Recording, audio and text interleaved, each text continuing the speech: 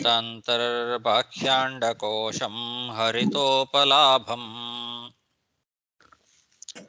तर्काभयेतं विधिशर्वपूर्व गीर्वाणविज्ञानदमानतोऽस्मि प्रथमो हनुमान्नाम द्वितीयो भीमयेव च पूर्णप्रज्ञस्तृतीयस्तु भगवत्कार्यसाधकः बुद्धिर्बलं यशोधैर्यं निर्भयत्वम् अरोगता अजाड्यं वाक्पटुत्वं च हनूमत्स्मरणाद् भवेत् पृथ्वीमण्डलमध्यस्थाः पूर्णबोधमतानुगाः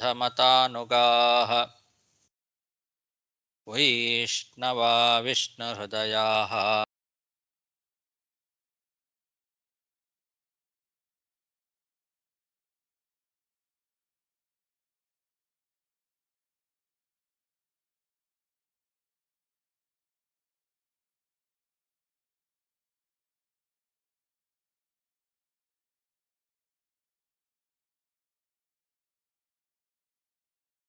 ಗುರುಗಳ ವಾಯ್ಸ್ ಕಟ್ ಆಯ್ತು.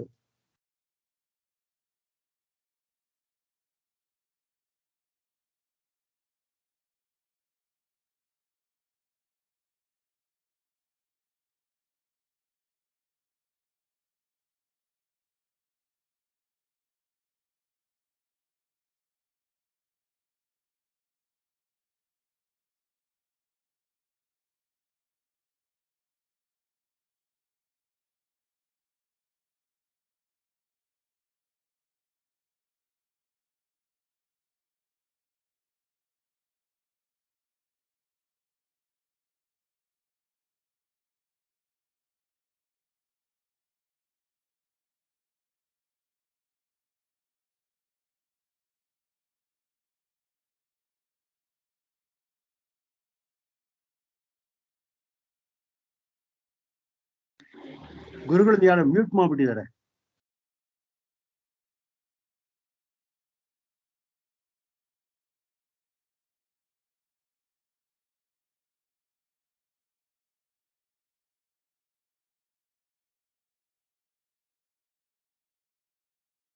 ಅವರೇ ಮ್ಯೂಟ್ ಮಾಡಿಕೊಂಡ್ರ ಯಾರೋ ಮ್ಯೂಟ್ ಮಾಡಿರೋದಿಲ್ಲ ಗೊತ್ತಿಲ್ಲ. जन्माद्यस्य यतोऽन्वयादितरतश्चार्थेष्वभिज्ञस्वराट् तेने ब्रह्महृदाय आदिकवये मुह्यन्ति यं सूरयः तेजो वारिमृदां यथा विनिमयो यत्र त्रिसर्गो मृषा धाम्ना स्वेन सदा निरस्तकुहकं सत्यं परं धीमहि सृष्टिस्थित्यप्येहा नियतिदृशितमो बन्धमोक्षश्च यस्मात् अस्य श्रीब्रह्मरुद्रप्रभृतिसुरनरद्वीषशत्रुआत्मकस्य विष्णोर्व्यस्ताः समस्ताः सकलगुणनिधिः सर्वदोषव्यपेतः पूर्णानन्दो व्ययो यो गुरुरपि परमः चिन्तयेतं महान्तम् यं प्रव्रजन्तमनुपेतमपेतकृत्यं द्वैपायनो विरहकातर आजुहाव पुत्रेति तन्मयतया तरवोऽपि नेदुहूतं सर्वभूतहृदयं मुनिमानतोऽस्मि श्रीगुरुभ्यो नमः हरिः ओम्. ಶ್ರೀಮದ್ಭಾಗವತದ ಚತುರ್ಥ ಸ್ಕಂದದ 8ನೇ ಅಧ್ಯಾಯದಲ್ಲಿ ಇವತ್ತು 4ನೇ ಶ್ಲೋಕ. ಉಷಾತು ಯಜಮಾನಸ್ಯ ದದ್ಭಿರ್ಜಕ್ಷತು ಪಿಷ್ಟಭುಕ್ ದೇವಾ ಪ್ರಕೃತ ಸರ್ವಾಂಗಾಃ ಯೇಮ ಉಚ್ಛೇಷಣಂ ದದುಃ. ಚತುರ್ಮುಖ ಬ್ರಹ್ಮದೇವರು ರುದ್ರದೇವರನ್ನ ಕುರಿತು ಸಮಾಧಾನದ ಮಾತುಗಳನ್ನು ಆಡಿದ ನಂತರದಲ್ಲಿ ಆ ರುದ್ರದೇವರು ಹೇಳ್ತಾ ಇದ್ದಾರೆ, ನಾನು ಇನ್ನು ಮೇಲೆ ಆ ದಕ್ಷ ಪ್ರಜಾಪತಿಯನ್ನ ಕ್ಷಮಾ ಮಾಡ್ತೇನೆ. ಆ ದಕ್ಷ ಪ್ರಜಾಪತಿ ತಲೆ ಸುಟ್ಟು ಹೋಗಿದೆ, ಅದು ಹೋತದ ತಲೆ ಅವನಿಗೆ ಬರಲಿ. ಭಗದೇವ ಕಣ್ಣು ಕಳೆದುಕೊಂಡೇನಿದ್ದಾನೆ ಅವನು ಮಿತ್ರದೇವನ ಕಣ್ಣಿಂದ ನೋಡುವಂತೆ ಆಗಲಿ ಅಂತ ಹಿಂದಿನ ಶ್ಲೋಕದವರೆಗೆ ನಾವು ನೋಡಿದ್ವಿ. ಹಾಗೆ ರುದ್ರದೇವರು ತಮ್ಮ ಮಾತನ್ನ ಮುಂದುವರಿಸ್ತಾ ಹೇಳ್ತಾ ಇದ್ದಾರೆ. ಪೂಷ ಹಲ್ಲು ಕಳ್ಕೊಂಡಿದ್ದ, ಹಲ್ಲು ಮುರ್ಕೊಂಡಿದ್ದ ಪೂಷ. ಆ ಪೂಷ ಹಿಟ್ಟಿನ ಹವಿಸ್ಸನ್ನ ಸ್ವೀಕಾರ ಮಾಡಲಿ ಅಂತ. ಇಲ್ಲವೇ ಯಜಮಾನನ ಹಲ್ಲುಗಳಿಂದ ಅನ್ನದ ಹವಿಸ್ಸನ್ನ ಅವನು ಉಣ್ಣುವಂತೆ ಆಗಲಿ ಅಂತ. ಎರಡು ಆಪ್ಷನ್. ಅವನಿಗೆ ಹಲ್ಲಿಲ್ಲ, ಪೂಷ ಅಂತನ್ನವನು ಹಲ್ಲು ಕಳ್ಕೊಂಡಿದ್ದಾನೆ, ಅದಕ್ಕೆ ಅವನು ಹಿಟ್ಟನ್ನೇ ತಿನ್ನಲಿ, ಹಿಟ್ಟಿನ ಹವಿಸ್ಸು, ಅದಕ್ಕೆ ಹಲ್ಲು ಬೇಕಾಗಿಲ್ಲ. ಅಥವಾ ಯಜಮಾನನ ಹಲ್ಲುಗಳಿಂದ ಅನ್ನದ ಹವಿಸ್ಸನ್ನ ಅವನು ಉಣ್ಲಿ ಅಂತ. ಭಗದೇವ ಮಿತ್ರದೇವನ ಕಣ್ಣುಗಳಿಂದ ತನ್ನ ಯಜ್ಞ ಭಾಗವನ್ನ ನೋಡುವಂತೆ ಆಗಲಿ ಅಂತ ಹೇಗೋ ಹಾಗೆ ಈ ಪೂಷ ಅನ್ನೋನು ಯಜಮಾನನ ಹಲ್ಲುಗಳಿಂದ ಆ ಅನ್ನದ ಹವಿಸ್ಸನ್ನ ಉಣ್ಣುವಂತೆ ಆಗಲಿ. ಇಲ್ಲಿ ಹಿಟ್ಟಿನ ಹವಿಸ್ಸು ಅಂತ ಪಿಷ್ಟಭುಕ್ ಅಂತಿದೆ. ಪಿಷ್ಟಭುಕ್ಕು ಅಂತಂದ್ರೆ ಹಿಟ್ಟಿನಿಂದ ಮಾಡಿದ ಹವಿಸ್ಸು, ಅದನ್ನ ಉಣ್ಲಿ ಅಂತ. ಅಕ್ಕಿ ಕಾಳುಗಳನ್ನ ಹಾಗೆ ಬೇಯಿಸಿದ್ರೆ ಅದು ಅನ್ನ ಆಗ್ತದೆ, ಅದನ್ನ ಉಣ್ಲಿಕ್ಕೆ ಹಲ್ಲು ಬೇಕು. ಆ ರೀತಿ ಅನ್ನದ ಹವಿಸ್ಸಾದರೆ ಅದನ್ನ ಯಜಮಾನನ ಹಲ್ಲುಗಳಿಂದ ಈ ಪೂಷಾದೇವ ಅನ್ನೋನು ಉಣ್ಲಿ. ಅಥವಾ ತಾನೇ ಆದರೆ ಹಿಟ್ಟಿನಿಂದ ಮಾಡಿದ ಹವಿಸ್ಸು, ಅನ್ನದ ಕಾಳನ್ನ ಹಿಟ್ಟು ಮಾಡಿ ಅದನ್ನ ಬೇಯಿಸಿದ್ರೆ ಅದು ಹಿಟ್ಟಿನಿಂದ ಮಾಡಿದ ಹವಿಸ್ಸಾಗ್ತದೆ. ಇದನ್ನು ಪುರೋಡಾಶ ಅಂತ ಕರೀತಾರೆ. ಈ ಪುರೋಡಾಶ ಅಂತನ್ನೋದು ಅದು ಒಂದು ರೀತಿ ಚರು.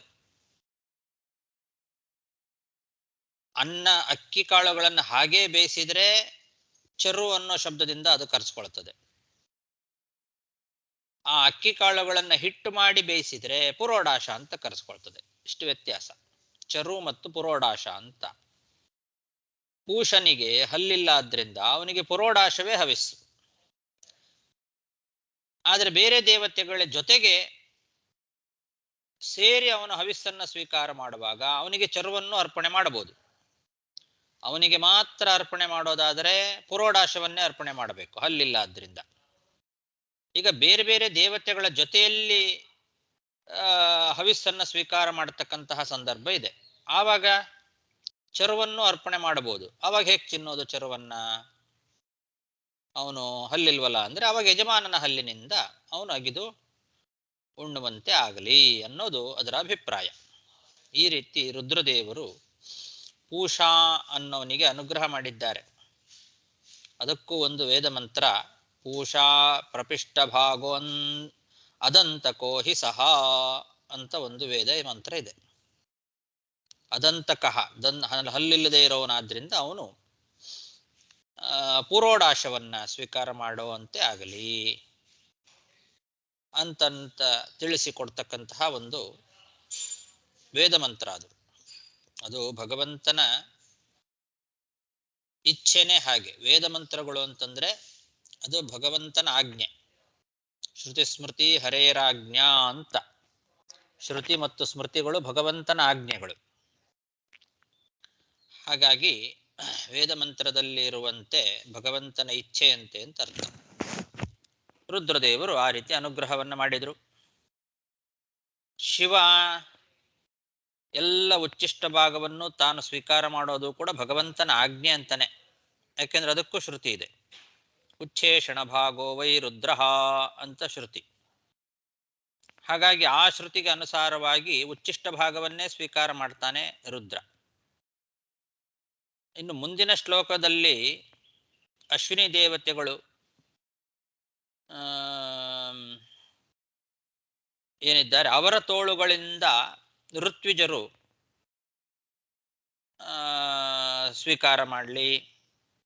ಕೈ ಯಾರಿಗಿಲ್ವೋ ಅಂತ ಋತ್ವಿಜರು ಪೂಷನ ಕೈಗಳಿಂದ ಸ್ವೀಕಾರ ಮಾಡಲಿ ಅಂತ ಕೂಡ ಇದೆ. ಅದು ಕೂಡ ದೇವಸ್ಯತ್ವಾ ಸವಿತುಪ್ರಸವೇಶ್ವಿನೋರ್ಬಾಹುಭ್ಯಾಂ ಪೂಷ್ಣೋ ಹಸ್ತಾಭ್ಯಾಂ ಅನ್ನೋ ಶ್ರುತಿ ಅದನ್ನು ತಿಳಿಸ್ತಾ ಇದೆ. ದೇವತೆಗಳು ಅಂದರೆ ತೋಳನ್ನ ಕಳ್ಕೊಂಡಿರ್ತಕ್ಕಂತಹ ಋತ್ವಿಜರು ಅಶ್ವಿನಿ ದೇವತೆಗಳ ತೋಳುಗಳಿಂದಲೇ ಅಶ್ವಿನೋರ್ಬಾಹುಭ್ಯಾಂ, ಹಾಗೆ ಕೈ ಕಳ್ಕೊಂಡಂತಹ ಋತ್ವಿಜರು ಪೂಷಾ ಅನ್ನೋ ದೇವನ ಕೈಗಳಿಂದ ಸ್ವೀಕಾರ ಮಾಡಲಿ ಅಂತ ಪೂಷ್ಣೋ ಹಸ್ತಾಭ್ಯಾಂ ಅಂತ ವೇದ ಮಂತ್ರ. ಆ ವೇದ ಮಂತ್ರಕ್ಕೆ ಅನುಸಾರವಾಗಿಯೇ ರುದ್ರದೇವರು ಅವರಿಗೆಲ್ಲ ಅನುಗ್ರಹ ಮಾಡ್ತಾ ಇದ್ದಾರೆ. ಹಾಗಾಗಿ ವೇದ ಅಂದರೆ ಭಗವಂತನ ಆಜ್ಞೆ. ಆ ಭಗವಂತನ ಅನುಗ್ರಹದಿಂದಲೇ ದೇವತೆಗಳಿಗೆ ಮತ್ತೊಬ್ಬರ ಅಂಗಾಂಗಗಳಿಂದ ತಮ್ಮ ಕೆಲಸ ಮಾಡಿಕೊಳ್ಳತಕ್ಕಂತಹ ಸಾಮರ್ಥ್ಯ ಬರ್ತದೆ. ಯಜಮಾನ ಯಾರು? ದಕ್ಷ. ಆ ದಕ್ಷನ ಹಲ್ಲಿನಿಂದ ಪೂಷಾ ಎಂಬ ದೇವ ಚರುವನ್ನು ಅಗೆದು ಉಣ್ತಾನೆ. ಇದು ವೇದ ಮಂತ್ರ ಅಂದರೆ ಭಗವಂತನ ಆಜ್ಞೆ. ಭಗವಂತನ ಆಜ್ಞೆಯಿಂದ ಆ ಶಕ್ತಿ ಅವರಿಗೆ ಬರ್ತದೆ. ಹಾಗಾಗಿ ಇದೆಲ್ಲ ಹೇಗೆ ಸಾಧ್ಯ? ಯಾರೋ ಜಗಿಯೋದು, ಯಾರೋ ಊಟ ಮಾಡೋದು, ಇದು ಹೆಂಗೆ ಸಾಧ್ಯ ಅಂತ ನಾವು ಪ್ರಶ್ನೆ ಮಾಡಬಾರ್ದು. ಲೋಕ ರೀತಿಯಲ್ಲಿ ನಡೀತಕ್ಕಂತಹ ಕ್ರಿಯೆಗಳೆಲ್ಲ ಇದು. ನಮಗದು ಏನೋ ಒಂದು ರೀತಿ ಆಶ್ಚರ್ಯ ಅಂತ ಅನ್ನಿಸ್ತದೆ. ಹವಿಸ್ಸನ್ನ ಜಗಿಯೋದು ಯಜಮಾನ, ಅದನ್ನು ಉಣ್ಣೋದು ಪೂಷಾ. ಇದು ಹೇಗೆ ಅಂತೆಲ್ಲ ಪ್ರಶ್ನೆ ಮಾಡಬಾರ್ದು ನಾವು. ಇದೆಲ್ಲ ದಿವ್ಯವಾದದ್ದು, ಮನುಷ್ಯರಿಗೆ ಸಂಬಂಧಪಟ್ಟಂಥದ್ದಲ್ಲ. ಹಾಗಾಗಿ ನಮಗದು ಅರ್ಥ ಮಾಡ್ಕೊಳ್ಳೋದು ಕಷ್ಟ. ಮತ್ತೊಬ್ಬರ ಕೈಯಿಂದ ಇವ್ರು ಕೆಲಸ ಮಾಡೋದು, ಮತ್ತೊಬ್ಬರ ಹಲ್ಲುಗಳಿಂದ ಇವ್ರು ಜಗಿಯೋದು, ಮತ್ತೊಬ್ಬರ ಕಣ್ಣಿಂದ ಇನ್ನೊಬ್ಬರು ನೋಡೋದು, ಇದೆಲ್ಲ ದಿವ್ಯವಾದಂತಹ ಕ್ರಿಯೆಗಳು. ಅದು ವೈದಿಕ ವಾಕ್ಯಗಳಿಗೆ ಅನುಸಾರವಾಗಿ ರುದ್ರದೇವರ ಒಂದು ಅನುಗ್ರಹದಿಂದ ದೇವತೆಗಳು ಅದನ್ನು ಪಡ್ಕೊಂಡಿದ್ದಾರೆ.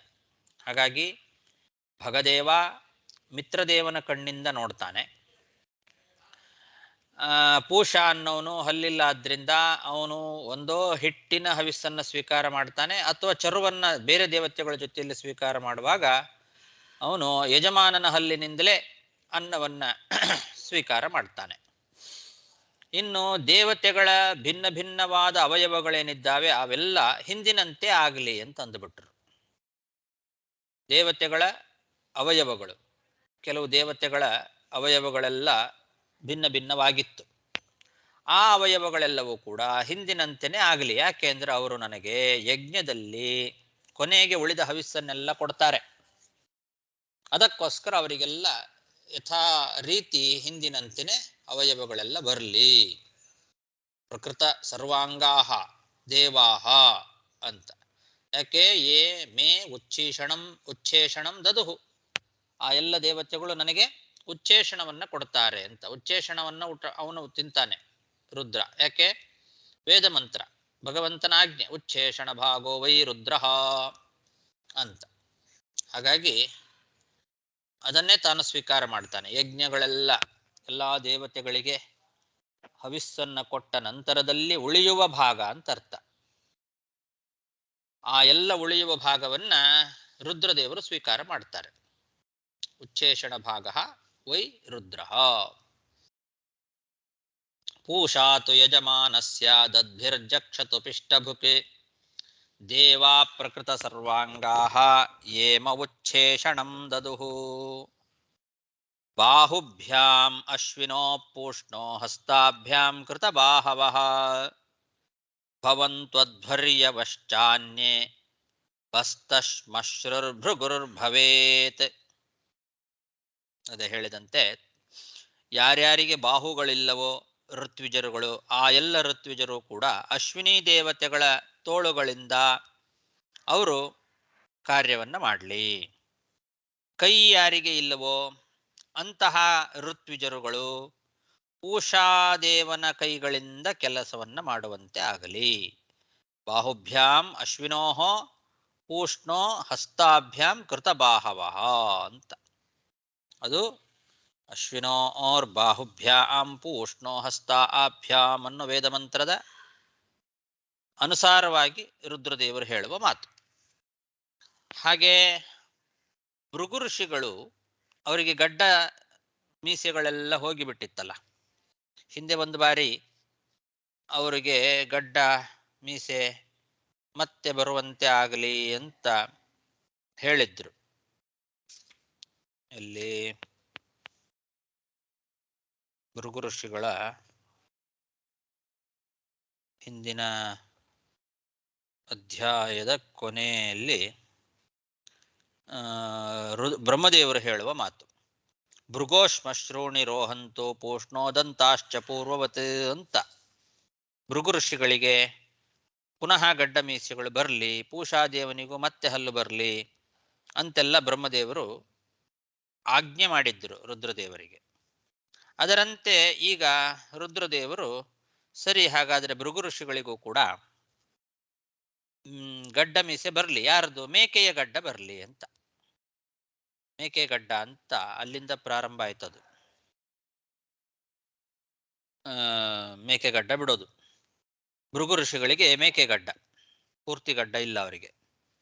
ಮೇಕೆ ಗಡ್ಡ ಅದು ಭೃಗು ಋಷಿಗಳಿಗೆ ಬರುವಂತೆ ಆಗಲಿ. ಬಸ್ತಶ್ಮಶ್ರು ಭೃಗು ಭವೇತ್ ಅಂತ ಇದಿಷ್ಟು ರುದ್ರದೇವರು ಹೇಳುವ ಮಾತು.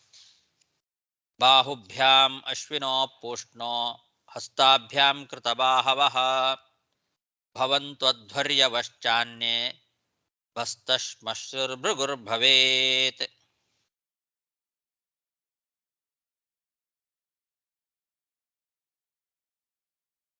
ಮೈತ್ರೇಯ ಉವಾಚ ತದಾ ಸರ್ವಾಣಿ ಭೂತಾನಿ ಶ್ರುತ್ವಾ ಮೀಢುಷ್ಟಮೋದಿತಂ ಪರಿತುಷ್ಟಾತ್ಮಭಿಸ್ತತ್ರ ಸಾಧು ಸಾಧ್ವಿತ್ಯಥಾ ಬ್ರುವನ್.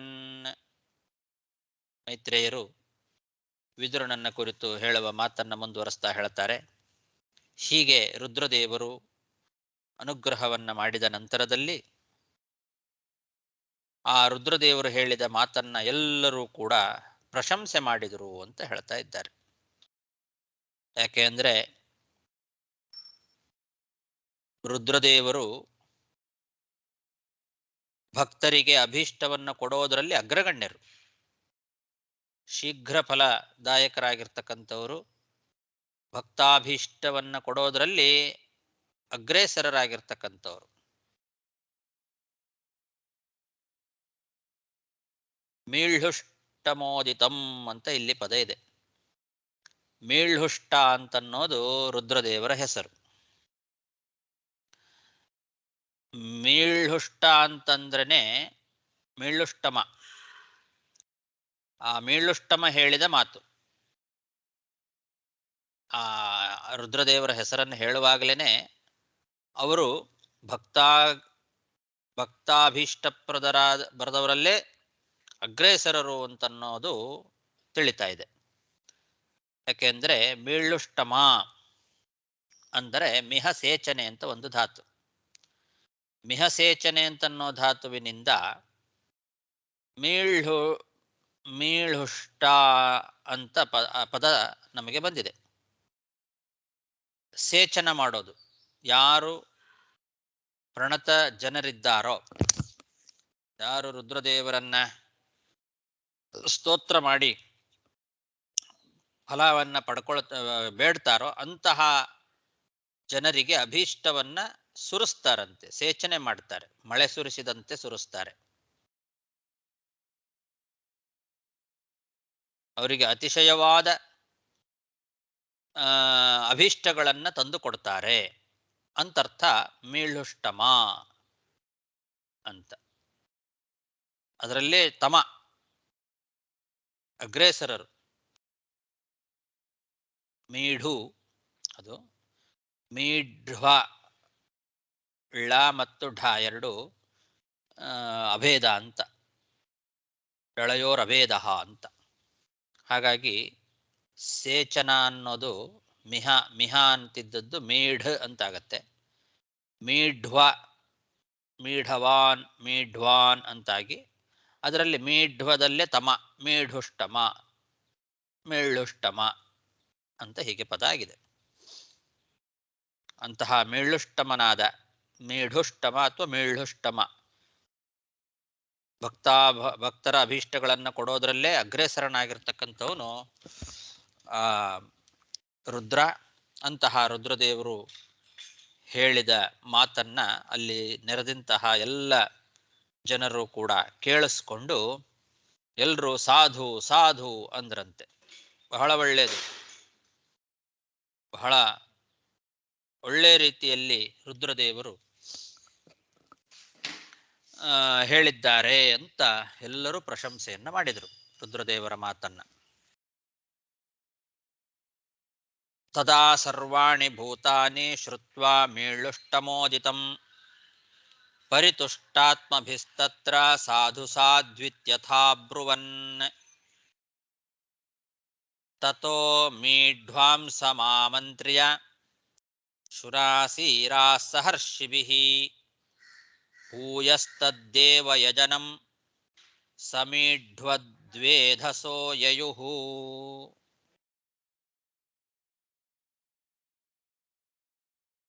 ಆಮೇಲೆ ಎಲ್ಲ ದೇವತೆಗಳು ಮತ್ತು ಎಲ್ಲ ಋಷಿಗಳು ಅವರೆಲ್ಲ ರುದ್ರದೇವರನ್ನ ಹೋಗಿ ನಮಸ್ಕಾರ ಮಾಡಿ ಯಜ್ಞಕ್ಕೆ ತಾವು ಬರಬೇಕು ಎಂಬುದಾಗಿ ಆಮಂತ್ರಣವನ್ನು ಕೊಟ್ಟಿದ್ದಾರೆ. ದೇವತೆಗಳು ಮತ್ತು ಋಷಿಗಳೆಲ್ಲ ಹೋಗಿ ಶಿವನನ್ನ ಆಮಂತ್ರಣ ಮಾಡಿದರಂತೆ. ಆಮಂತ್ರ್ಯ, ತಾವು ಯಜ್ಞಕ್ಕೆ ಬರಬೇಕು ಎಂಬುದಾಗಿ ಆಮಂತ್ರಣ ಮಾಡಿದರು. ಆವಾಗ ಆ ರುದ್ರದೇವರನ್ನು ಮತ್ತು ಬ್ರಹ್ಮದೇವರನ್ನು ಕೂಡ ಮುಂದಿಟ್ಟುಕೊಂಡು ಮತ್ತೆ ಹಿಂತಿರುಗಿ ಯಜ್ಞಶಾಲೆಗೆ ಹೋದರು. ಎಲ್ಲರೂ ಕೂಡ ಯಜ್ಞಶಾಲೆಗೆ ಬಂದಿದ್ದಾರೆ. ಬರುವಾಗ ರುದ್ರದೇವರನ್ನು ಕರ್ಕೊಂಡು ಬಂದಿದ್ದಾರೆ. ಇವಾಗ ಆಮಂತ್ರಣ ಕೊಡೋದು ಅಂದ್ರೆ ಸುಮ್ಮನೆ ಬನ್ನಿ ಅಂತ ಹೇಳಿ ಹೋಗ್ಬಿಡೋದಲ್ಲ, ಜೊತೆಯಲ್ಲೇ ಕರ್ಕೊಂಡು ಹೋದರು. ಆ ರುದ್ರದೇವರನ್ನ ಮತ್ತು ಬ್ರಹ್ಮದೇವರನ್ನು ಕೂಡ ಕರ್ಕೊಂಡು ಜೊತೆಯಲ್ಲೇ ಕರ್ಕೊಂಡು ಯಜ್ಞಶಾಲೆಗೆ ಬಂದರು ಎಲ್ಲರೂ ಕೂಡ. ತಥೋ ಮೀಢ್ವಾಂಸಮಾಮಂತ್ರ್ಯ ಶುನಾಸೀರಾಃ ಸಹರ್ಷಿಭಿಃ ಭೂಯಸ್ತದ್ದೇವಯಜನಂ ಸಮೀಢ್ವದ್ವೇಧಸೋ ಯಯುಃ.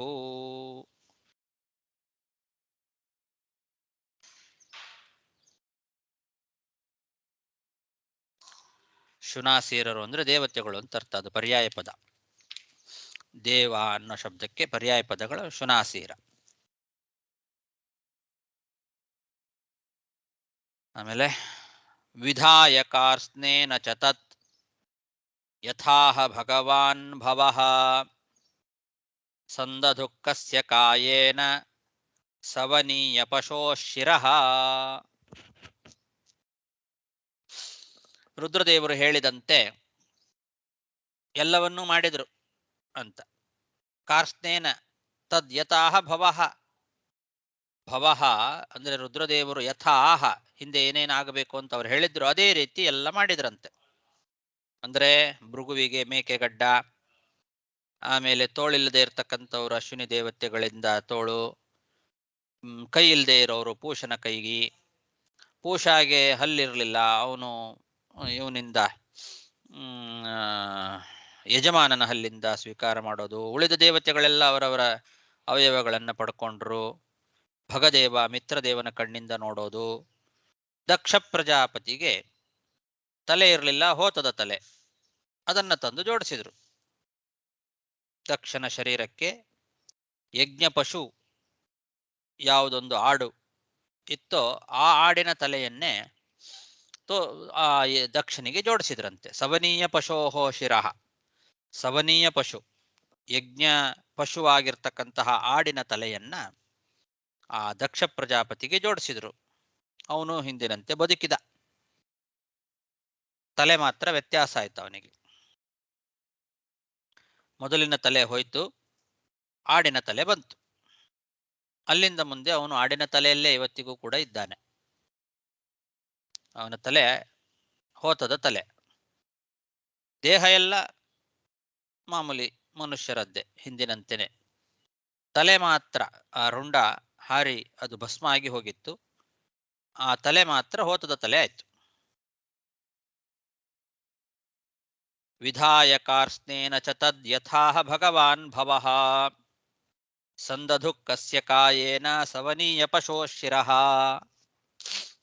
ಸಂಧೀಯಮಾನೆ ಶೀರ್ಷಾಣಿ ಸಂಧೀಯಮಾನೆ ಶೀರ್ಷಣಿ ದಕ್ಷೋ ರುದ್ರಾಭಿವೀಕ್ಷಿತಃ ಸದ್ಯಃ ಸುಪ್ತ ಇವೋತ್ತಸ್ಥೌ ದದೃಶೇ ಚಾಗ್ರತೋ ಮೃಡಂ.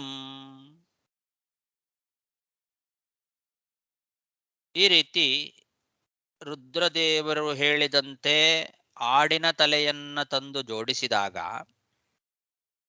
ಆ ಶಿವನ ದೃಷ್ಟಿ ದಕ್ಷನ ಮೇಲೆ ಬಿದ್ದದ್ದರಿಂದ ತಕ್ಷಣದಲ್ಲಿ ಎದ್ದು ನಿಂತಂತೆ ಆ ದಕ್ಷ. ಹೇಗೆ ಅಂದ್ರೆ ನಿದ್ದೆಯಿಂದ ಹೇಗೆ ಎಚ್ಚರ ಆಗ್ತಾರೋ ಹಾಗೆ, ಅಷ್ಟು ಆರಾಮವಾಗಿ. ಒಬ್ಬ ನಿದ್ದೆ ಮಾಡುವ ವ್ಯಕ್ತಿ ಎಚ್ಚರ ಆದಾಗ ಹೇಗೆ ಎದ್ದು ಮೇಲೆ ಬರ್ತಾನೋ ಹಾಗೆ ದಕ್ಷ ಅವನು ಸತ್ತು ಬಿದ್ದಿದ್ದ, ತಲೆ ಕಳ್ಕೊಂಡು ತಲೆ ಸುಟ್ಟು ಬೂದಿಯಾಗಿದೆ, ಸತ್ತು ಬಿದ್ದ ಅಂತವನು ಈ ಆಡಿನ ತಲೆಯನ್ನ ತಂದು ಜೋಡಿಸಿ ರುದ್ರದೇವರು ಒಂದು ದೃಷ್ಟಿಯನ್ನ ಹಾಕಿದ್ರಷ್ಟೇ ಅವನ ಮೇಲೆ. ರುದ್ರಾಭಿವೀಕ್ಷಿತ, ಕೇವಲ ರುದ್ರದೇವರ ಅಭಿವೀಕ್ಷಣ, ನೋಡುವಿಕೆ, ಆ ಒಂದು ದರ್ಶನ ಮಾತ್ರದಿಂದಲೇನೆ ಸುಪ್ತಃ ಇವ ಉತ್ತಸ್ಥೌ ಅಂತಾರೆ. ಮಲಗಿದವನು ಎದ್ದು ಕೂಡುವಂತೆ ಆ ದಕ್ಷ ಎಚ್ಚರಾಗಿ ಕೂಡಲೇ ಎದ್ದು ನಿಂತು ಬಿಟ್ಟ. ಎದ್ದು ನಿಂತು ರುದ್ರದೇವರನ್ನ ನೋಡಿದ. ದದೃಶೇಚ ಅಗ್ರತೋ ಮೃಡಂ. ಮೃಡಂ ದದೃಶೆ, ಇಲ್ಲಿ ರುದ್ರದೇವರನ್ನ ಮೃಡ ಅಂತ ಕರೆದಿದ್ದಾರೆ. ಇವೆಲ್ಲ ವೈದಿಕವಾದ ಶಬ್ದಗಳು, ರುದ್ರದೇವರಿಗೆ ಹೇಳಿರ್ತಕ್ಕಂತಹ ಶಬ್ದಗಳು. ಈ ರೀತಿ ಎದ್ದು ನಿಂತ ದಕ್ಷ ಸಂಧೀಯಮಾನೆ ಶೀರ್ಷಣಿ ದಕ್ಷೋ ರುದ್ರಾಭಿವೀಕ್ಷಿತಃ ಸದ್ಯಃ ಸುಪ್ತ ಇವೋತ್ತಸ್ಥೌ ದದೃಶೇ ಚಾಗ್ರತೋ ಮೃಡಂ. ತದಾ ವೃಷಧ್ವಜದ್ವೇಷ ಕಲಿಲಾತ್ಮ ಪ್ರಜಾಪತಿಃ ಶಿವಾವಲೋಕಾದಭವತ್ ಶರದಭ್ರ ಇವಾಮಲಃ.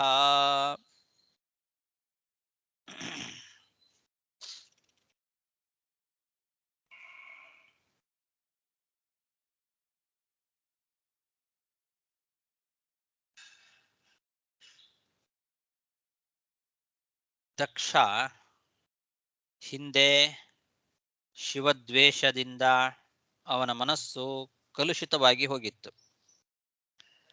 ಈಗ ಆ ಶಿವನ ಒಂದು ಅನುಗ್ರಹ ದೃಷ್ಟಿ ಅವನ ಮೇಲೆ ಬಿದ್ದಿದೆ.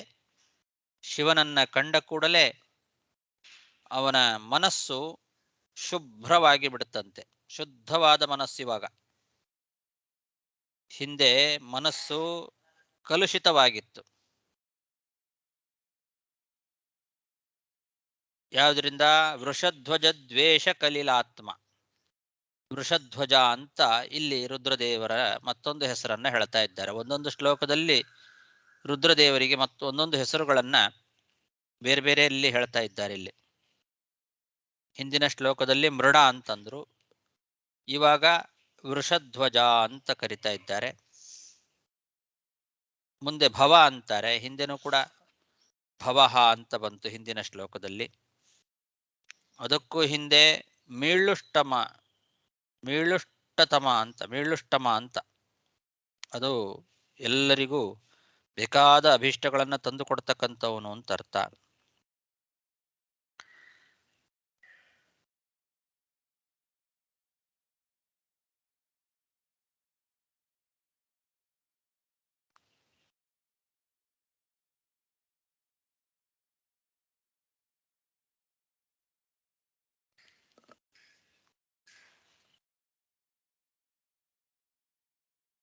ಒಂದು ನಿಮಿಷ.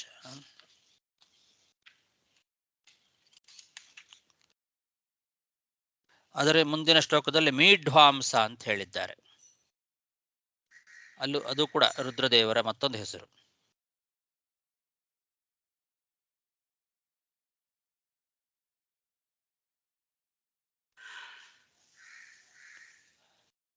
ಮೀಢ್ವಾಂಸ.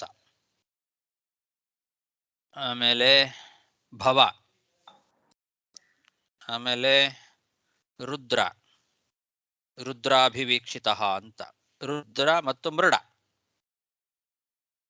ಆಮೇಲೆ ಶಿವ, ಅದರ ಮುಂದಿನ ಶ್ಲೋಕದಲ್ಲಿ ಶಿವಾವಲೋಕಾತ್ ಅಂತ, ವೃಷಧ್ವಜ ದ್ವೇಷ ಕಲಿತಾತ್ಮ ಅಂತ ಎರಡು ಶಬ್ದಗಳನ್ನು ಇಲ್ಲಿ ಬಳಸಿದ್ದಾರೆ. ಶಿವನ ದ್ವೇಷ, ವೃಷಧ್ವಜನ ದ್ವೇಷದಿಂದ ಕಲುಷಿತವಾದ ಮನಸ್ಸುಳ್ಳವನಾಗಿದ್ದ ಮೊದಲು. ಈಗ ಆ ಶಿವಾವಲೋಕನದಿಂದ, ಆ ಶಿವನ ಅವಲೋಕನ ಏನಿದೆ, ಆ ಅವಲೋಕನದಿಂದಲೇ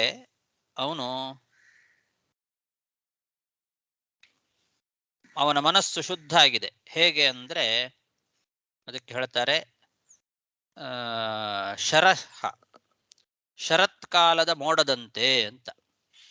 ಶರದಭ್ರ ಇವ, ಶರತ್ಕಾಲದಲ್ಲಿ ಮೋಡ ಶುದ್ಧವಾಗಿರ್ತದೆ ಆಕಾಶ. ಆ ಶರತ್ಕಾಲದ ಆಕಾಶ ಮೋಡದಂತೆ ಶುಭ್ರವಾಗಿ ಅವನ ಮನಸ್ಸು ಆಗಿದೆ.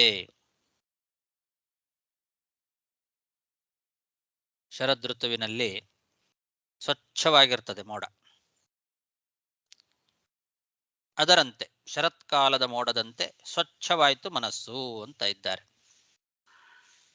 ತದಾ ವೃಷಧ್ವಜ ದ್ವೇಷ ಕಲಿತಾತ್ಮ ಪ್ರಜಾಪತಿ ಶಿವಾವಲೋಕಾದಭವಚ್ಛರದಭ್ರ ಇವಾಮಲಃ.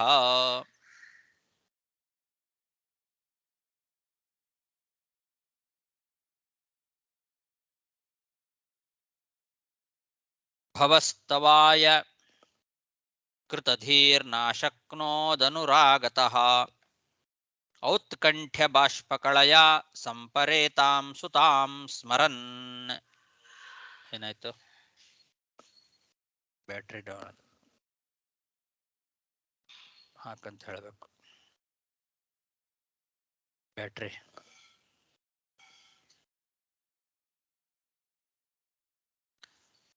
ಔತ್ಕಂಠ್ಯ ಬಾಷ್ಪಕಳಯ ಸಂಪರೇತಾಂ ಸುತಾಂ ಸ್ಮರನ್. ಎದ್ದು ನಿಂತ ಶರತ್ಕಾಲದ ಮೋಡದಂತೆ ಅವನ ಮನಸ್ಸು ಶುಭ್ರವಾಗಿತ್ತು. ಅಂತಹ ದಕ್ಷ ಪ್ರಜಾಪತಿಯನ್ನ ರುದ್ರದೇವರು ನೋಡಿದ್ದಾರೆ. ಆ ದಕ್ಷ ಪ್ರಜಾಪತಿ ಶಿವನನ್ನ ಸ್ತೋತ್ರ ಮಾಡಬೇಕು ಎಂಬುದಾಗಿ ಬಯಸಿದ. ಯಾಕೆಂದ್ರೆ ಅವನು ಶುದ್ಧ ಮನಸ್ಕನಾಗಿದ್ದ. ಈಗ ರುದ್ರದೇವರ ಒಂದು ಮಹಿಮೆ ಅವನಿಗೆ ಗೊತ್ತಾಗಿದೆ. ತಾನು ಮಾಡಿದ ಅಪರಾಧವೂ ಕೂಡ ಅವನಿಗೆ ಗೊತ್ತಾಗಿದೆ. ಹಾಗಾಗಿ ಆ ವೈಷ್ಣವೋತ್ತಮನಾದ ರುದ್ರನನ್ನ ಸ್ತೋತ್ರ ಮಾಡಬೇಕು ಅಂತ ಪ್ರಯತ್ನ ಮಾಡ್ತಾ ಇದ್ದಾನೆ. ಆದ್ರೆ ಆಗ್ಲಿಲ್ಲ ಅಂತೆ. ಯಾಕೆ ಅಂದ್ರೆ ತನ್ನ ಮಗಳ ನೆನಪಾಯ್ತಂತೆ. ಸತ್ತು ಹೋಗಿದ್ದಾಳೆ ಮಗಳು. ತನ್ನಿಂದಲೇ ತಾನು ಮಾಡಿದ ಅಪರಾಧದಿಂದ ತನ್ನ ಮಗಳ ಒಂದು ಮರಣ ಆಗುವ ಸಂದರ್ಭ ಬಂತು ಅಂತ ಅದು ನೆನಪಾಗೋಯ್ತು. ಇವನು ಎದುರಿಗೆ ನಿಂತವನು ಅಳಿಯ, ಎಂಥ ಅಪರಾಧ ಮಾಡಿಬಿಟ್ಟೆ ನಾನು ಅಂತ ಆ ಮಗಳ ಸ್ಮರಣೆ ಬಂದು ಆ ಶಿವನನ್ನ ಸ್ತೋತ್ರ ಮಾಡ್ಲಿಕ್ಕೂ ಆಗಲಿಲ್ಲ. ಉತ್ಕಂಠತೆ ಉಂಟಾಯ್ತು. ಕಣ್ಣಿನಲ್ಲಿ ನೀರು ತುಂಬಿಕೊಂಡು ಹೋಯ್ತಂತೆ. ಔತ್ಕಂಠ್ಯ ಬಾಷ್ಪಕಳಯ ಸುತಾಂ ಸ್ಮರನ್, ಮಗಳನ್ನ ಸ್ಮರಣೆ ಮಾಡ್ತಾ ಇದ್ದಾನೆ. ಉತ್ಕಂಠತೆಯಿಂದ ಕಣ್ಣಲ್ಲಿ ನೀರು ತುಂಬಿ ಹೋಗಿದೆ. ನಾಶಕ್ನೋತ್ ಅನುರಾಗತಃ ಅಂತಾರೆ. ಆ ಒಂದು ಪ್ರೀತಿ, ಮಗಳ ಮೇಲಿನ ಪ್ರೀತಿ, ಅಳಿಯನ ಮೇಲಿನ ಒಂದು ಭಕ್ತಿ, ಅದರಿಂದ ಅವನನ್ನ ಸ್ತೋತ್ರ ಮಾಡಬೇಕು ಅಂತ ಎದುರಿಗೆ ನಿಂತಹ ಅಳಿಯನಾದ ಶಿವನನ್ನ ಸ್ತೋತ್ರ ಮಾಡಬೇಕು ಅಂತ ಪ್ರಯತ್ನ ಮಾಡಿದರೂ ಸಾಧ್ಯ ಆಗಲಿಲ್ಲ. ಉತ್ಕಂಠತೆಯಿಂದ ಕಣ್ಣಲ್ಲಿ ನೀರು ತುಂಬಿ ಹೋಯಿತು. ಭವಸ್ತವಾಯ ಕೃತಧೀರ್ ನಾಶಕ್ನೋದನುರಾಗತಃ ಔತ್ಕಂಠ್ಯ ಬಾಷ್ಪಕಳಯ ಸಂಪರೇತಾಂ ಸುತಾಂ ಸ್ಮರನ್. ಕೃಚ್ಛ್ರಾತ್ ಸಂಸ್ತಭ್ಯ ಚ ಮನಃ ಪ್ರೇಮ ವಿಹ್ವಲಿತ ಸುಧೀಃ ಶಶಂಸ ನಿರ್ವ್ಯಳೀಕೇನ ಭಾವೇನೇಶಂ ಪ್ರಜಾಪತಿ. ಅವನಿಗೆ ಮಗಳ ನೆನಪಾಗಿದೆ, ಕಣ್ಣಲ್ಲಿ ನೀರು ಬಂದಿದೆ, ಪ್ರಯತ್ನ ಮಾಡ್ತಾ ಇದ್ದಾನೆ, ಸಾಧ್ಯವಾಗ್ತಾ ಇಲ್ಲ ಸ್ತೋತ್ರ ಮಾಡಬೇಕು ಅಂತ ಮನಸ್ಸನ್ನ ಗಟ್ಟಿ ಮಾಡ್ಕೊಂಡ, ಬಹಳ ಕಷ್ಟದಿಂದ ತಡ್ಕೊಂಡಂತೆ. ಕೃಚ್ಛ್ರಾತ್ ಅಂತಾರೆ. ಕೃಚ್ಛ್ರಾತ್ ಅಂದ್ರೆ ಬಹಳ ಕಷ್ಟದಿಂದ ಸಂಸ್ತಭ್ಯ, ಮನಸ್ಸು ಗಟ್ಟಿ ಮಾಡಿಕೊಂಡು ಮನಃ ಸಂಸ್ತಭ್ಯ ಪ್ರೇಮ ವಿಹ್ವಲಿತ, ಪ್ರೀತಿಯಿಂದ ವಿಹ್ವಲನಾಗಿ ಆ ದಕ್ಷ ಪ್ರಜಾಪತಿ ನಿಷ್ಕಪಟವಾದ ಮನೋಭಾವದಿಂದ ರುದ್ರದೇವರನ್ನ ಸ್ತೋತ್ರ ಮಾಡಿದ. ಯಾಕೆಂದ್ರೆ ಸುಧೀಹಿ ಅಂತ ಅವನಿಗೊಂದು ವಿಶೇಷಣ ಕೊಟ್ಟಿದ್ದಾರೆ. ದಕ್ಷ ಪ್ರಜಾಪತಿಯನ್ನ ಇಲ್ಲಿ ಸುಧೀಹಿ ಅಂತ, ಒಳ್ಳೆ ಜ್ಞಾನಿ ಅವನು. ಅವನು ಮಹಾಜ್ಞಾನಿ ದಕ್ಷ ಪ್ರಜಾಪತಿ. ಹಾಗಾಗಿ ಅವನಿಗೆ ಅದನ್ನ ತಡ್ಕೊಳ್ಳುವಂತಹ ಶಕ್ತಿನೂ ಇತ್ತು. ಭಗವದಿಚ್ಛಾನುಸಾರವಾಗಿ ನಡೆದಂತಹ ಎಲ್ಲ ಘಟನೆಗಳನ್ನ ನೆನಪು ಮಾಡಿಕೊಂಡ. ಒಂದು ಕ್ಷಣ ಅವನು ಗದ್ಗದಿತನಾಗಿ ಪ್ರೇಮ ವಿಹ್ವಲಿತನಾಗಿದ್ದ, ಇದಾಗಿದ್ದ, ಉತ್ಕಂಠತೆಯಿಂದ ಕಣ್ಣಲ್ಲಿ ನೀರು ತುಂಬಿತ್ತು. ಆದರೆ ತಕ್ಷಣದಲ್ಲೇ ಅವನು ತಡ್ಕೊಂಡ. ಯಾಕೆಂದ್ರೆ ಸುಧೀಹಿ, ಒಳ್ಳೆ ಜ್ಞಾನಿ, 10ನೇ ಕಕ್ಷೆಯಲ್ಲಿ ಬರ್ತಕ್ಕಂಥವನು. ಹಾಗಾಗಿ ಬಹಳ ದೊಡ್ಡ ವ್ಯಕ್ತಿ, ಉತ್ತಮ ಜ್ಞಾನಿ ದಕ್ಷ ಪ್ರಜಾಪತಿ, ತತ್ವಾಭಿಮಾನಿ ದೇವತೆ ಕೂಡ ಎಲ್ಲರಿಗೂ ಅವನು. ಆದ್ರಿಂದ ಸುಧೀಹಿ ಅಂತ ಜ್ಞಾನಿ ಆದ್ದರಿಂದ ದಕ್ಷ ಪ್ರಜಾಪತಿ ಅದನ್ನೆಲ್ಲ ತಡ್ಕೊಂಡ, ಮನಸ್ಸು ಗಟ್ಟಿ ಮಾಡಿಕೊಂಡ. ನಿರ್ವೆಳೀಕೇನ ಭಾವೇನ, ನಿಷ್ಕಪಟವಾದ ಮನಸ್ಸಿನಿಂದ ಇವಾಗ ರುದ್ರದೇವರ ಸ್ತೋತ್ರ ಮಾಡ್ತಾ ಇದ್ದಾನೆ. ಪ್ರಜಾಪತಿಯಾದಂತಹ ಆ ದಕ್ಷ ನಿರ್ವೆಳೀಕವಾದ ಭಾವ ಅಂದ್ರೆ ಯಾವ ಕಪಟವೂ ಇಲ್ಲದೆ ಇರತಕ್ಕಂತಹ ಮನಸ್ಸು, ಅಂತಹ ಮನಸ್ಸಿನಿಂದ ಭಕ್ತಿಯಿಂದ ರುದ್ರದೇವರನ್ನ ಸ್ತೋತ್ರ ಮಾಡಿದ. ಏನು ಸ್ತೋತ್ರ ಮಾಡಿದ ದಕ್ಷ? ಯಾವ ರೀತಿ ರುದ್ರದೇವರನ್ನ ಸ್ತೋತ್ರ ಮಾಡಿದ ಅಂತ ಮುಂದೆ 3 ಶ್ಲೋಕಗಳಲ್ಲಿ ದಕ್ಷ ಮಾಡಿದ ಸ್ತೋತ್ರ, ದಕ್ಷ ಮಾಡುವ ರುದ್ರದೇವರ ಸ್ತೋತ್ರ 3 ಶ್ಲೋಕ. ಅದನ್ನ ಮತ್ತೆ ನಾಳೆ ದಿವಸ ನೋಡೋಣ. ಕೃಚ್ಛ್ರಾತ್ ಸಂಸ್ತಭ್ಯ ಚ ಮನಃ ಪ್ರೇಮ ವಿಹ್ವಲಿತ ಸುಧೀಹಿ ಶಶಂಸ ನಿರ್ವೆಳೀಕೇನ ಭಾವೇನೇಶಂ ಪ್ರಜಾಪತಿ. ಶ್ರೀಕೃಷ್ಣಾರ್ಪಣಮಸ್ತು. ಆಚಾರ್ಯ ನಾರಾಯಣನ್ ಇದರಲ್ಲಿ ಬಂದು ಈ ಬಾಹುಪ್ಯಾಮ್ ಬಂದು ಅಶ್ವಿನಗ ಹಸ್ತಾಪ್ಯಾಮ್ ಪುಷ್ಣೋಹೋ ನೋಡಿರಿ ನಾವು. ಅದಕ್ಕೆ ಯಾರಿಗೆ ಕೈ ಹೋಯ್ತು, ಯಾರಿಗೆ ಬಾವು ಹೋಯ್ತು ಎಂಬುದು ಇಲ್ಲ, ಅದು ಹೇಳಲ್ಲ. ಯಾರಿಗೆ ಯಾರಿಗೆ ಬಾಗು ಹೋಯ್ತು, ಯಾರಿಗೆ ಕೈ ಹೋಯ್ತು, ಅವರೆಲ್ಲ ಬಂದು ಪುಷ್ಣ ನೋಡಿ ಕೈ ತಕೊಳ್ಳಿ ಹಂಗೆಂಬದು. ಯಾರಿಗೆ ಎಲ್ಲಿ ಅವರು ಜಗಳ ಅಂತೆಲ್ಲ ಸಲ ಬಂದ್ರೆ ಬಾಗು ಹೋಯ್ತು, ಕೈ ಹೋಯ್ತು ಎಂಬುದು ಅಷ್ಟೇ ಹೇಳಿದ್ದಾರೆ. ಯಾರ್ಯಾರಿಗೆ ಅಂತ ಹೇಳಿಲ್ಲ ಅಲ್ವಾ?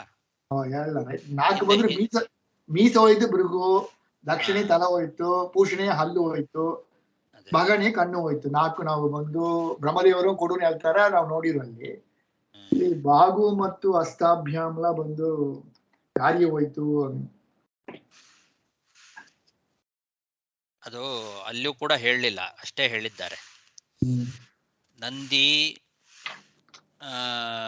ಭಗದೇವನನ್ನ ಸೆರೆ ಹಿಡ್ದ, ಚಂಡಿ ಪೂಷನನ್ನ, ಅವಾಗೆಲ್ಲ ದಿಕ್ಕಾಪಾಲಾಗಿ ಓಡೋದ್ರು. ವೀರಭದ್ರನೇ ಇವರ ಗಡ್ಡ ಮೀಸೆಗಳನ್ನೆಲ್ಲ ತೆಗೆದದ್ದು. ವೀರಭದ್ರನೇ ಎಲ್ಲ ಮಾಡ್ತಾನೆ, ಎಲ್ಲಾನು ಅವನೇ ಮಾಡಿದ್ದಲ್ಲ. ಭೃಗುಮುನಿಗಳ ಗಡ್ಡ ಮೀಸೆಗಳನ್ನ ತೆಗೆದವನು ವೀರಭದ್ರ. ದಕ್ಷ ತಲೆ ತೆಗೆದದ್ದು ವೀರಭದ್ರ ಅಲ್ವಾ? ದಕ್ಷನ್ ತಲೆ ಕಡದದ್ದು ವೀರಭದ್ರ. ಆಮೇಲೆ ಇವ್ರನ್ನ ಪೂಷದೇವನನ್ನ ಹಲ್ಲು ಮುರಿದದ್ದು ಅದು ವೀರಭದ್ರನೇ. ಕರೆಕ್ಟ್, ಹಲ್ಲು ಮುರಿದು ಹಾಕಿದ್ದು ಕೂಡ ವೀರಭದ್ರನೇ. ಕಣ್ಣನ್ನು ಅವತ ತೆಗಿತಾರಿಲ್ವಾ? ಕಣ್ಣನ್ನು ಕೂಡ ಕಣ್ಣನ್ನು ಪೂಷದೇವ ಹಲ್ಲು ಮುರಿದ.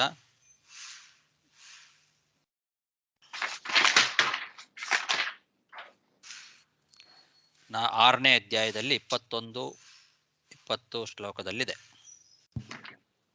ಕಣ್ಣು ಕಿತ್ತೋದೆಲ್ಲಿದೆ? ಹೌದು, 20ನೇ ಶ್ಲೋಕದಲ್ಲಿದೆ. ಅವನೇ ವೀರಭದ್ರನೇ ಕಣ್ಣು ಕಿತ್ತೋದು. ಭಗದೇವನ ಕಣ್ಣು ಕಿತ್ತೋದು ಕೂಡ ವೀರಭದ್ರನೇ. ಎಲ್ಲಾನು ವೀರಭದ್ರನೇ ಮಾಡಿರೋದು. ದೇವತೆಗಳು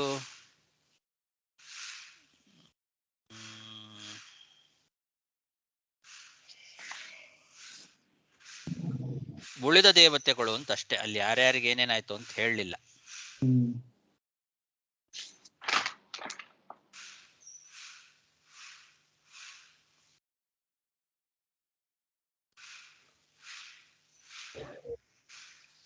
ಅದು ಮೊದಲೇ ಆಗಿತ್ತು.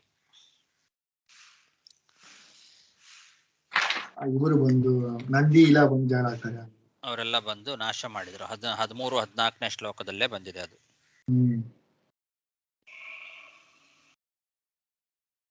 ಪ್ರಮಥ ಗಣಗಳೆಲ್ಲ ಬಂದು ಮಾಡಿದ್ದು ಅದನ್ನ. ಸಿಕ್ಕವ್ರನ್ನೆಲ್ಲ ಕೈ ಕಡಿಯೋದು, ಕಾಲು ಕಡಿಯೋದು, ಆ ತರ ಎಲ್ಲ ಮಾಡಿದ್ರು. ಯಾರ್ಯಾರು ಅಂತ ಹೇಳಿಲ್ಲ.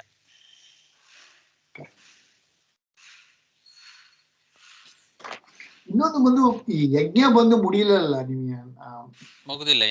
ಇನ್ಮೇಲೆ ಮತ್ತೆ ಕಂಟಿನ್ಯೂ ಆಗತ್ತೆ.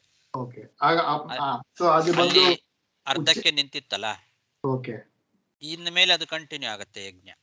ಓಕೆ, ಉಚ್ಚೇಶ ಭಾಗ ಬಂದು ಈಗ ತಗೊಂತಾರೆ. ಈಗ ಬಂದು ಪೂರ್ತಿ ಆ ಯಜ್ಞವೇ ಪೂರ್ತಿ ಮತ್ತೊಮ್ಮೆ ಈಗ ಎಲ್ಲಿಂದ ನಿಂತಿತ್ತೋ ಅಲ್ಲಿಂದ ಮುಂದುವರಿಸಿ ಅದೇ ದಕ್ಷ ಯಜಮಾನನಾಗಿ ಇವರೇ ಎಲ್ಲ ಋತ್ವಿಜರು ಅವರೆಲ್ಲ ಹಿಂದೆ ಇದ್ದವರೇ ಕಂಟಿನ್ಯೂ ಆಗತ್ತೆ. ಎಕ್ಸ್ಟ್ರಾ ಏನು ಅಂದ್ರೆ ರುದ್ರದೇವರು ಬಂದಿದ್ದಾರೆ, ಬ್ರಹ್ಮದೇವರು ಬಂದಿದ್ದಾರೆ. ಅವಾಗ ಅಲ್ಲಿ ಬಂದಿರಲಿಲ್ಲ. ಈ ರುದ್ರ ಗಣ ಆಚಾರ್ಯ, ಭೂತ ಗಣ, ರುದ್ರ ಬಂದು ಇನ್ಚಾರ್ಜ್ ಅವ್ರನ್ನ ಒಂದು ಅದಕ್ಕೆ ಅಧಿಪತಿ. ಅಲ್ಲಿ ಬಂದು ಸಾತ್ವಿಕ ಭೂತಗಣ, ತಾಮಸ ಭೂತಗಣ ಮತ್ತು ರಾಜಸ ಭೂತಗಣ 3 ಇದಲ್ಲ ನಿಮಗೆ. ಹೌದು. ಸೊ ಇಲ್ಲಿ ಜಗಳ ಆಗಿದ್ರೆ ಬಂದು ಇದು ಸಾತ್ವಿಕ ಭೂತ, ಸಾತ್ವಿಕರು ಈಗೆಲ್ಲ ಬಂದವರು ಸಾತ್ವಿಕರು.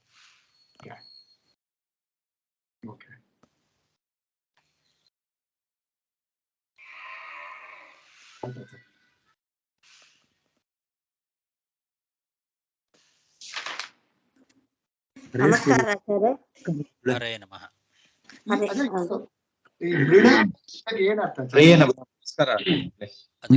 ಅರ್ಥಗಳಿದ್ದಾವೆ. ಯಾಕಂದ್ರೆ ಇವ್ರಿಗೂ ವ್ಯಾಸರಾಜ ಕೂಡ ಮೃಡ ಮೃಡ ಮಿಡೇತಿ ಒಂದು ರುದ್ರನ ಮೇಲೆ ಒಂದು ಶ್ಲೋಕ ಮಾಡಿದ್ದಾರೆ. ಅಲ್ಲಿ ಮೃಡ ಮೃಡ ಬರ್ತೀನಿ. ಅದಕ್ಕೆ ಅರ್ಥ ಏನು ಅದು ನೋಡ್ಬೇಕು, ಯಾವ ಧಾತುನಿಂದ ಬಂದಿದೆ ಅಂತ ನೋಡಿ ಓಕೆ ಹೇಳ್ತೇನೆ.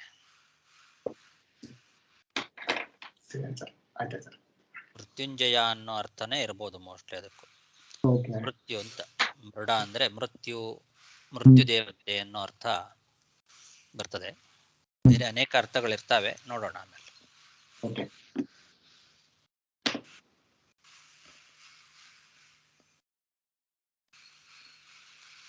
ಇನ್ನೊಬ್ರು ಯಾರೋ ಏನೋ ಕೇಳ್ತಾ ಇದ್ರು, ಕೇಳಿ.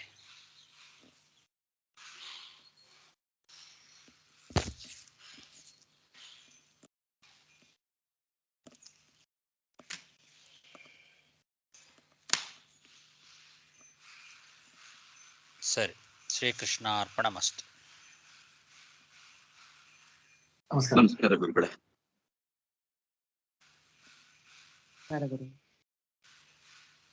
ಧನ್ಯವಾದಗಳು ಆಚಾರ್ಯರೇ. ಹರೇ ನಮಃ.